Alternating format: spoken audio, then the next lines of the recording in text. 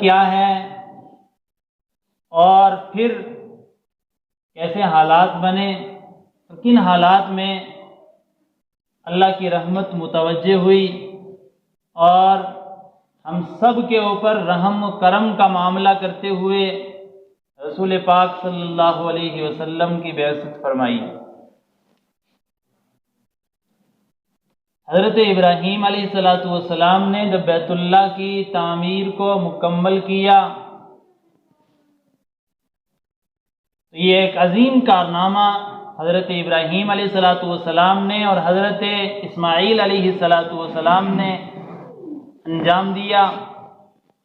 اس عظیم کارنامے کے بعد ان دونوں جلیل القدر پیغمبروں نے دست طلب دراز کیے اور اللہ کے حضور یہ دعا کی۔ سورہ بقرہ کے اندر اللہ تعالیٰ نے حضرت ابراہیم علیہ السلام کا یہ واقعہ جہاں نقل کیا ہے، وہاں پر اس کے اختتام پر اس آیت کو بھی اللہ نے نقل فرمایا اور اس دعائے ابراہیمی کا تذکرہ فرماتے ہوئے اللہ نے فرمایا کہ جب ان دو پیغمبروں نے یہ عظیم کارنامہ پیش کیا، انجام دیا، تو پھر اپنے ہاتھ اللہ کے حضور پھیلائے اور قیامت تک آنے والی انسانیت کے لیے بھلائی اور قیامت تک آنے والے ہر فرد کے لیے ایک انمول نمونہ جو ہے اللہ سے اس کا سوال کیا۔ اللہ نے فرمایا کہ قرآن پاک میں اللہ تعالیٰ نے کہ حضرت ابراہیم علیہ السلام اپنے ہاتھ یوں اللہ کی بارگاہ میں اٹھا کر یوں گویا ہوئے کہ ربنا وبعث فیہم رسولا منہم، اے ہمارے پروردگار بھیج دیجئے ہم میں سے ایک ایسے رسول کو، ایک ایسے پیغمبر کو، منہم جو پیغمبر ہم ہی میں سے ہو، انسانوں میں سے ہو۔ اور حضرت ابراہیم علیہ السلام نے فرمایا کہ میری ذریت میں سے ہو۔ اور پیغمبر کا کام کیا ہے اس کا تذکرہ کرتے ہوئے اللہ تعالیٰ نے فرمایا کہ حضرت ابراہیم علیہ السلام نے بھی یہی کہا، یتلو علیہم آیاتک، کہ جو پیغمبر آپ کی آیتوں کو پڑھ پڑھ کر امت کے سامنے، لوگوں کے سامنے سنائے۔ یتلو، تلا یتلو کے معنی آتے ہیں تلاوت کرنے کے، اور تلاوت کے معنی آتے ہیں پڑھنے کے۔ فرمایا یتلو علیہم آیاتک ویعلمہم الکتاب والحکمہ، ایک تو آیتوں کو پڑھ پڑھ کر سنائے، کتاب کی تعلیم دے، کتاب کو سکھائے، حکمت کی باتیں بتائے۔ آپ قرآن کریم اٹھا کر دیکھ لیجئے، قرآن کریم کی ہر آیت حکمت سے پر ہے، حکمت اس کے اندر بھری ہوئی ہے۔ اس سے مطلب یہ ہے کہ قرآن کریم کی جو آیات ہیں، اللہ کے جو احکام ہیں، ان کو پڑھ کر سنائیں اور ان کی تعلیم جو ہے لوگوں کے اندر عام کریں، تاکہ جہالت کی جو تاریکیاں ہیں یہ چھٹتی ہوئی چلی جائیں اور جو ہے تعلیم کا اور جو نور ہے وہ عالم کے اندر پھیلتا چلا جائے۔ اس مقصد کے تحت اللہ تعالیٰ نے حضرت ابراہیم علیہ السلام نے اللہ تعالیٰ سے یہ دعا کی کہ پروردگار ہم میں سے ایک رسول بھیج دیجئے۔ اور حضرت ابراہیم علیہ السلام نے یہ دعا کیوں کی؟ حالانکہ حضرت ابراہیم علیہ السلام خود پیغمبر ہیں، حضرت اسماعیل علیہ السلام خود پیغمبر ہیں، تو پھر مزید پیغمبری کا مطالبہ کیوں کیا جا رہا ہے؟ جو چیز بندے کے پاس خود موجود ہو پھر اس پر اور اضافے کے ساتھ کیوں اس کا جو ہے مطالبہ کیا جا رہا ہے؟ یہ ایک سوالیہ نشان ہے۔ آخر ایسا کیوں کیا؟ اس کا جواب یہ ہے کہ آپ حضرات نے پڑھا بھی ہوگا، سنا بھی ہوگا کہ جب اللہ تعالیٰ نے حضرت آدم علیہ السلام کو پیدا کیا تو آدم علیہ السلام نے سب سے پہلے جو نام پڑھا تھا وہ نام کیا تھا؟ لا الہ الا اللہ محمد الرسول اللہ۔ یہ کہاں لکھا ہوا دیکھا حضرت آدم علیہ السلام نے؟ آسمان پر لکھا ہوا دیکھا۔ تو آدم علیہ السلام کو اللہ نے اس سے پہلے یہ بتا دیا تھا کہ آپ تو جا رہے ہیں لیکن آپ کے بعد ایک پیغمبر آئے گا، اور وہ پیغمبر رحمت ایسا ہوگا کہ جس کے اوپر نبوت ختم، جس کے اوپر جمال ختم، جس کے اوپر کمال ختم، اور تمام کی تمام چیزیں اس کے اوپر جو ہے ختم ہو جائیں گی۔ پیغمبری کی وہ آخری اینٹ ہوگی، اور اسی کو یوں بھی بیان کیا جاتا ہے کہ پیغمبر اعظم صلی اللہ علیہ وسلم مرکز نبوت ہیں۔ مرکز نبوت کا کیا مطلب ہے؟ کہ اصل نبوت کے جو مرکز ہیں وہ رسول پاک علیہ السلام ہیں۔ یہیں سے یہ شاخیں نکلی ہیں، یہیں سے یہ شاخیں پھیلی ہیں، تو آدم علیہ السلام کو نبوت ملی ہے۔ یہیں سے یہ شاخ پھیلی تو حضرت ابراہیم علیہ السلام کو نبوت ملی، حضرت موسیٰ علیہ السلام کو نبوت ملی۔ آپ کو یقین نہ آئے، قرآن اٹھا کر دیکھ لیجئے، قرآن پاک میں اللہ تعالیٰ نے ارشاد فرمایا ہے کہ وَإِذْ أَخَذَ اللَّهُ مِيثَاقَ النَّبِيِّينَ لَمَا آتَيْتُكُمُ الْكِتَابَ لَمَا آتَيْتُكُم مِّن كِتَابٍ وَحِكْمَةٍ ثُمَّ جَاءَكُمْ رَسُولٌ۔ قرآن کریم میں اللہ تعالیٰ نے فرما دیا ہے کہ وہ وقت یاد کرو کہ جب اللہ تعالیٰ نے تمام انبیاء کا ایک جلسہ بلایا ہے، تمام انبیاء کو جمع فرمایا ہے، اور تمام انبیاء کے بیچ میں ایک عہد لیا تھا، لما آتیتکم من کتاب و حکمہ، پیغمبرو تم جاؤ اور زمین کے اندر جا کر اپنے رسالت کا، خدا کی خدائی کا اور خدا کو پہچانواؤ، اور لیکن ایک بات یاد رکھنا، ثم جاءکم من بعد، اللہ تبارک و تعالیٰ نے فرمایا کہ تمہارے بعد ایک پیغمبر آئے گا، ایک رسول آئے گا، کہ اللہ نے فرمایا لَتَنْصُرُنَّ، آپ جو ہے اس کی مدد بھی کرنا، آپ اس پر ایمان بھی لانا، لَتُؤْمِنُنَّ بِهِ وَلَتَنْصُرُنَّ، آپ اس کے اوپر جو ہے ایمان بھی لے آؤ اور آپ اس کی جو ہے مدد بھی کرنا۔ اس کا کیا مطلب ہے؟ اس سے یہ بات ظاہر ہوئی کہ عالم ارواح کے اندر جہاں اللہ تعالیٰ نے ہم سب کی روحوں کو جمع کر کے ایک عہد لیا تھا، اسی طرح تمام انبیاء کی ارواح کو جمع کر کے ایک عہد لیا تھا، کہ جو عہد رسالت مآب جناب محمد الرسول اللہ صلی اللہ علیہ وسلم کے متعلق تھا، اور میرے اور آپ سے جو عہد لیا اور سارے انسانیت سے جو عہد لیا، اس عہد کو عہد الست کہتے ہیں، جس کو قرآن نے یوں بیان کیا ہے۔ قرآن پاک میں اللہ تعالیٰ فرماتے ہیں الست بربکم، کیا میں تمہارا پروردگار نہیں ہوں؟ کیا میں تمہارا رب نہیں ہوں؟ اللہ تبارک و تعالیٰ کے سامنے ہم سب نے اقرار کیا ہے، قالوا بلا، ہم سب نے یہ اقرار کیا تھا کہ کیوں نہیں، آپ ہی ہمارے رب ہیں۔ اس عہد کو اللہ تعالیٰ نے ہم سے لیا ہے، آسمانوں پر لیا ہے، عالم ارواح میں لیا ہے۔ اسی طرح کا عہد اللہ تعالیٰ نے پیغمبروں کے اندر رسالت مآب جناب محمد الرسول اللہ صلی اللہ علیہ وسلم کی رسالت پر لیا ہے۔ تو اللہ کے رسول صلی اللہ علیہ وسلم کی رسالت کے چرچے اس وقت ہو رہے تھے جب حضرت آدم علیہ السلام کا ابھی پتلا نہیں بنا تھا۔ حضرت آدم علیہ السلام جو ہے ابھی زمین پر نہیں آئے تھے، حضرت آدم علیہ السلام کا ابھی گارا تیار نہیں کیا گیا تھا، حضرت آدم علیہ السلام کے پتلے میں ابھی جو ہے روح نہیں پھونکی گئی تھی، اس سے پہلے رسول پاک علیہ السلام کی رسالت کے تذکرے اللہ نے فرمائے ہیں، آسمانوں پر فرمائے ہیں، قرآن ہمیں اس کی جو ہے دعوت دیتا ہے۔ اس لیے ہم یہ بات کہتے ہیں کہ رسول اللہ صلی اللہ علیہ وسلم کی رسالت یہ مرکز نبوت ہے، باقی جتنے انبیاء ہیں یہ اسی مرکز کی شاخیں ہیں۔ اس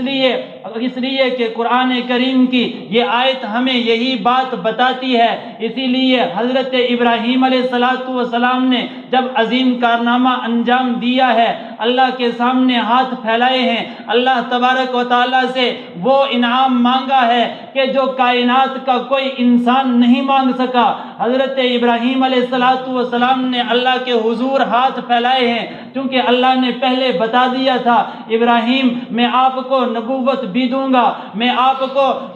کو حکمت بھی دوں گا، میں آپ کو جرأت بھی دوں گا، میں آپ کو بہادری بھی دوں گا، میں آپ کو کتاب بھی دوں گا، میں آپ کو طرح طرح کی نعمتیں دوں گا۔ ثم جاءکم رسول، پھر تیرے بعد ایک رسول آئے گا۔ حضرت ابراہیم علیہ السلام نے یہ عظیم کارنامہ اللہ کی رضامندی کے لیے پیش کیا ہے۔ اس عظیم کارنامے کے بعد حضرت ابراہیم علیہ السلام نے موقع کو غنیمت سمجھتے ہوئے اللہ کے حضور میں جو ہے ہاتھ پھیلا لیے، اور ہاتھ پھیلا کر فرمایا، ربنا وابعث فیہم رسولا منہم یتلو علیہم آیاتک ویعلمہم الکتاب والحکمہ۔ کیا ہمارے پروردگار وہ پیغمبر جس کے بارے میں آپ نے وعدہ کیا تھا کہ میں بھیجوں گا، تمہارے بعد بھیجوں گا، اس کو میری ذریت میں بھیج دیجئے۔ آپ سے میں مال و دولت کی خواہش تو نہیں کرتا ہوں،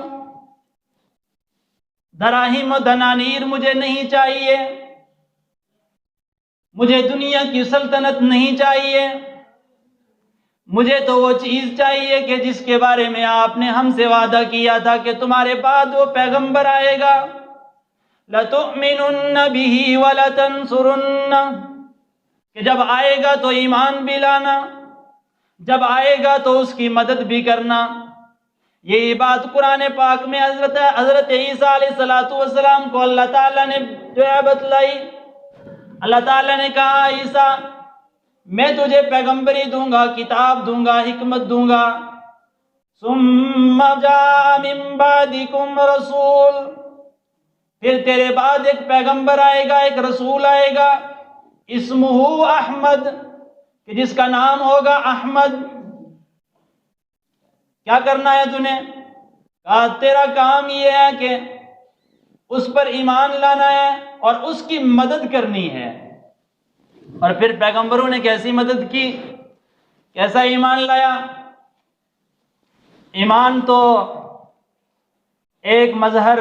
وہاں پر پیش ہوا جب رسول پاک علیہ السلام معراج پر گئے، اللہ تعالیٰ نے تمام انبیاء کو جمع کیا، وہاں تمام انبیاء نے اس بات کی گواہی دی کہ محمد الرسول اللہ، کہ محمد صلی اللہ علیہ وسلم اللہ کے رسول ہے۔ خیر یہ بحث، یہ مضمون دوسرا ہے۔ مجھے یہ بتانا ہے کہ حضرت ابراہیم علیہ السلام نے اللہ کا یہ انعام حاصل کرنے کے لیے آپ نے اللہ کے حضور جو ہے وہ دعا کی، اللہ نے اس دعا کو قبول کیا، اور قبول کرنے کے بعد رسول پاک علیہ السلام کو بنو اسماعیل کے قبیلے سے مبعوث فرمایا، اور مکہ کے اس وقت کے حالات ایسے تھے کہ جنگ و جدال، فسق و فجور اور شرک و بت پرستی، اور کوئی ایسا گناہ نہیں تھا کہ جو ان کے اندر اس وقت پایا نہ جاتا ہو۔ آپ اس سے اندازہ لگا لیجئے کہ عرب قبائل میں سے ایک قبیلہ ایسا ہے کہ اس قبیلے کے اندر 100 سال تک جنگ چلتی رہی، اس بات پر، صرف اس بات کے اوپر کہ تیری اونٹ نے میرے اونٹ سے پہلے کیسے پانی پی لیا، اس بات پر 100 سال تک جنگ چلتی رہی، خاندانوں کے خاندان تباہ ہو گئے، ہلاک برباد ہو گئے۔ ان کی جہالت کا یہ عالم تھا کہ اگر ایک آدمی کے کھیت کے درخت پر کوئی پرندہ آ کر بیٹھ جاتا اور پھر وہ پرندہ وہاں سے اڑ کر دوسرے آدمی کے کھیت کے درخت پر بیٹھ جاتا تو اس پر جنگیں چھڑ جاتی تھی کہ اس درخت سے، تیرے کھیت کے درخت سے اٹھ کر میرے کھیت کے درخت پر کیوں آ کر بیٹھا۔ ان باتوں کے اوپر جو ہے جنگ و جدال ہوتی تھی، اور اس سے بڑھ کر یہ کہ زندہ انسانیت کو درگور کیا جا رہا تھا۔ آپ واقعات اٹھا کر دیکھ لیجئے، ایک صحابی رسول صلی اللہ علیہ وسلم کا واقعہ لکھا کہ جب وہ ایمان لے آئے تو انہوں نے اپنا ایک دکھ بھرا واقعہ رسول پاک علیہ الصلوۃ والسلام کے سامنے پیش کیا۔ انہوں نے کہا کہ میں ایک مرتبہ سفر میں جا رہا تھا،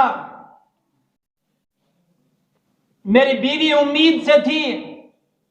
میں نے سفر میں جاتے ہوئے اسے یہ وصیت کی کہ اگر یہ بیٹا پیدا ہو جائے تو اس کی اچھی تربیت کرنا، اچھی طرح سے اس کی پرورش کرنا، اس کو پالنا پوسنا، اور اگر یہ لڑکی پیدا ہو جائے تو اس کو زمین کے اندر دفن کر دینا۔ رسول پاک علیہ الصلوۃ والسلام نے فرمایا پھر کیا ہوا؟ تو صحابی کے آنکھوں کے آنسو جو ہے زار و قطار چل رہے ہیں، اور ہمت نہیں ہو رہی تھی کہ جب ایمان کا جذبہ دل کے اندر پیدا ہوا، ایمانی حرارت جو ہے دل کے اندر آئی، تو الفاظ بیان کرنے کی طاقت اور سکت نہیں آ رہی تھی۔ وہ صحابی بیان کرتے ہیں کہ اللہ کے رسول صلی اللہ علیہ وسلم جب 3 سال کے بعد، اور ایک روایت کے مطابق 5 سال کے بعد جب میں سفر سے واپس آیا تو میں نے دیکھا ایک بڑی حسین اور خوبصورت بچی اس گھر کے اندر ہے، اور طرح طرح کے اس کے ناز نخرے اور طرح طرح کی اس کی حالت و کیفیت پیار بری کہ جو انسان کے قلوب کو جو ہے مرعوب کر دے، انسانی عقل کو حیران کر دے، اتنا پیارا انداز۔ تو میں نے اپنی اہلیہ سے پوچھا کون ہے یہ بچی؟ تو کیونکہ اس کو معلوم تھا اگر یہ کہا کہ یہ بچی آپ ہی کی ہے تو اس نے تو اس کے ساتھ وہی معاملہ کرنا ہے کہ جو عرب میں عام تھا۔ تو اس وقت اس نے کہا کہ یہ پڑوسیوں کی بچی ہے، بڑی پیاری بچی ہے۔ تو اس نے بچی کو اپنی گود میں بٹھایا اور پھر اس سے پیار کیا، اس کو جو ہے اس کے سر پر ہاتھ پھیرا، اور ایسا محسوس ہونے لگا کہ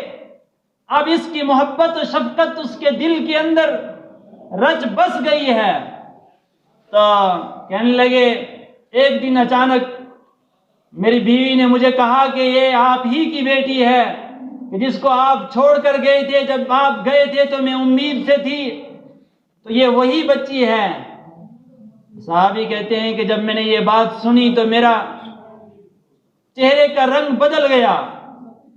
اور میں نے کہا آج شام سے پہلے پہلے اس کا کام تمام کر دوں گا۔ ایسے حالات میں، اور اس سے آگے جو واقعات لکھے ہیں واقعات کہ اس کو لے جاتے ہیں اور جو ہے زمین کے اندر زندہ درگور کر دیتے ہیں۔ ایسے حالات میں اللہ کی رحمت جو ہے وہ متوجہ ہوئی ہے، اور ایسے حالات میں اللہ تعالیٰ نے انسانوں کے اوپر رحم و کرم کی نظر کی ہے۔ اسی کو قرآن نے یوں بیان کیا ہے کہ لَقَدْ مَنَّ اللَّهُ عَلَى الْمُؤْمِنِينَ إِذْ بَعَثَ فِيهِمْ رَسُولًا مِّنْهُمْ يَتْلُو عَلَيْهِمْ آيَاتِهِ، کہ تحقیق کہ اللہ تعالیٰ نے ایمان والوں کے اوپر احسان کا معاملہ کیا ہے۔ اذ بعث فیہم رسولا منہم، کہ جب بھیجا ان میں سے، انہی میں سے کا ایک رسول، ایسا رسول کہ یزکیہم، کہ جو ان کے تزکیہ نفوس کرتا ہے، عقائد باطلہ اور شرک و بت پرستی سے ان کو جو ہے پاک صاف کرنے والا رسول ہم نے بھیجا ہے۔ اور میں آنے آپ حضرات کے سامنے جو حدیث پاک، حدیث قدسی پڑھی کہ اللہ تبارک و تعالی نے رسول پاک علیہ الصلوۃ والسلام سے فرمایا کہ لولاک لما خلقت الافلاک، یعنی آقا صلی اللہ علیہ وسلم اگر آپ کو دنیا کے اندر بھیجنا مقصود و مطلوب نہ ہوتا تو کائنات کو یوں نہ سجاتا۔ اس کائنات کو بنانے کا مقصد ہم سب کے آقا و مولا جناب محمد مصطفیٰ صلی اللہ علیہ وسلم کی ذات گرامی ہے۔ وہ ہمارے لیے باعث رحمت اور باعث برکت بھی ہیں۔ آج اگر ہم اور آپ اس کائنات کے اندر اپنے آپ کو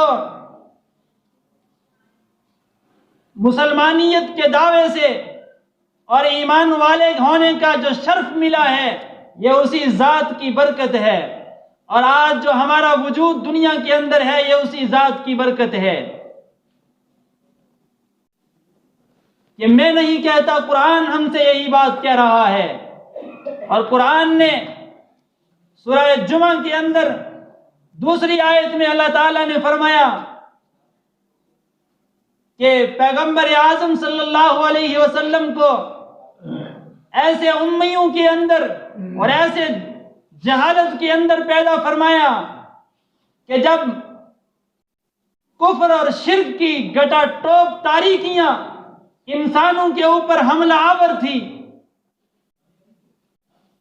اور حتیٰ کہ اللہ کے گھر کے اندر بتوں کے انبار جو ہے لگ گئے تھے، معبودان باطلہ کے انبار لگ گئے تھے۔ آپ نے واقعہ مشہور آپ سنتے رہتے ہیں کہ 313 اور 360 وہ بت کہ جو کعبۃ اللہ کے اندر رکھے ہوئے تھے، کہ انسانیت اتنی گر چکی تھی، اپنے معبود سے اور اپنے خالق اور مالک سے اتنی جو ہے بیگانی ہو چکی تھی، اتنی بیزار ہو چکی تھی کہ اب اللہ کا کوئی برگزیدہ پیغمبر اگر نہ آتا تو یقیناً انسانیت جو ہے جہنم کے گڑھے کے اوپر پہنچ چکی تھی۔ قرآن نے اس کو اس انداز میں بیان کیا ہے۔ قرآن نے کہا کہ وَكُنْتُمْ عَلَى شَفَا حُفْرَةٍ مِّنَ النَّارِ، کہ تم جہنم کے گڑھے کے کنارے کے اوپر کھڑے تھے، فَأَنْقَذَكُمْ، پھر تمہیں اچانک اللہ نے اس سے نکال لیا، اور وہ نکالنے والی ہستی رسول پاک علیہ الصلوۃ والسلام ہی کی ذات ببرکت ہے۔ اللہ نے رسول اللہ صلی اللہ علیہ وسلم کو بھیجا تو شرک اور بت پرستی کی تاریکیاں چھٹی، اور علم اور شعور اور خالق و مالک کو پہچاننے والے لوگ جو ہے اس دنیا کے اندر انہوں نے جنم لیا، اور آج تک یہ علم کی بہاریں اور یہ